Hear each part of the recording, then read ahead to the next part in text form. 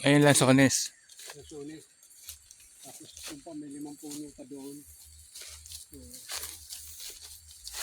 yan, Erwin, hasibol na. Ngayon, may bulaklak na. Yun, Mm.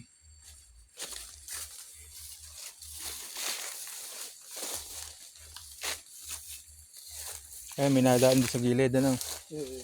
Ayun, yung mga kalabaw. Oo. Pero actually, sa akin pa yung ano na, hanggang doon. Siyempre, kung hindi ko nilagyan ng ano dito dadaan. Oo nga. Maluwag dyan eh. Oo. Dito ako maliligo eh.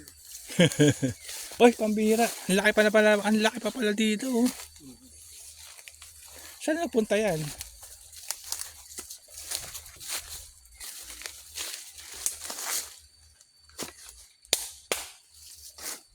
Ayan. Dito maliligo dyan. Hmm. Yung cut mo na yun, sabi ni Bulintay, pagbalik ko, andyan pa yung cut mo na yan. Ha? Yung cut mo Katmon, oo. na puno. Puno ng katmon. Yung mga tanim na ano yan eh, mahugay. Pero sa kabila na yan, hindi na sa akin. Dati yan eh, sa kapatid ng mother ko. Kay Kuya Casio. Ay binintan na sa mga ano. Sa mga Mataas kasaro. tubig dito pag ano, malakas ulan. Oo, malakas ang ano dito. Diyan nga yung aking puso, doon galing. Hmm. Yung binubumba natin Mm-mm. doon galing.